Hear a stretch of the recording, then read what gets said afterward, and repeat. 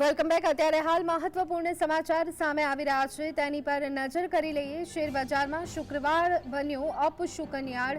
Share બજાર માટે શુક્રવારે અપશુકનિયાળ સાબિત થયો છે। શેર બજારમાં સાર્વત્રિક વેચવાલી સેન્સેક્સમાં 1219 પોઈન્ટનો મોટો કડાકો જોવા મળી રહ્યો છે। નિફ્ટીમાં પણ 292.95નો કડાકો જોવા મળી રહ્યો છે।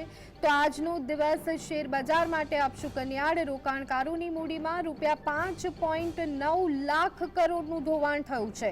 મિડ કેપ શેર્સમાં ગાબડા સાથે ઇન્ડેક્સ 1.41% તૂટ્યો હોવાનું માલુમ પડી રહ્યું છે। શેર બજારમાં શુક્રવાર અપશુકનિયાળ સાબિત થયો છે। આ સાથે જ આપને જણાવી દઈએ કે શેર બજારમાં સાર્વત્રિક વેચવાલી જોવા મળી છે। સેન્સેક્સમાં 1219 પોઈન્ટનો મોટો કડાકો જોવા મળી રહ્યો છે। નિફ્ટીમાં પણ 292.95નો કડાકો જોવા મળ્યો હોવાનું માલુમ પડી રહ્યું છે। રોકાણકારોની મૂડીમાં ₹5.9 લાખ કરોડનું ધોવાણ થયું છે। તો શેર બજારમાં આજે મોટો કડાકો જોવા મળી રહ્યો છે। અત્યારના હાલના મહત્વના અને મોટા સમાચાર। શેર બજારમાં મોટો કડાકો જોવા મળી રહ્યો છે।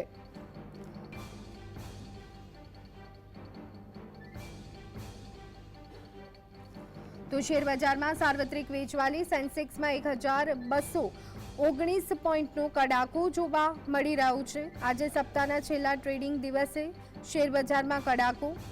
તો આ સાથે જ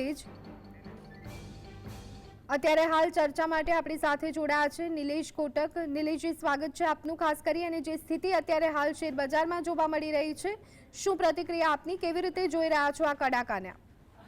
જો બેઝિક બજારમાં એક કરેક્શન જોઈતું હતું અને એ કરેક્શન એક્સપેક્ટેડ હતું।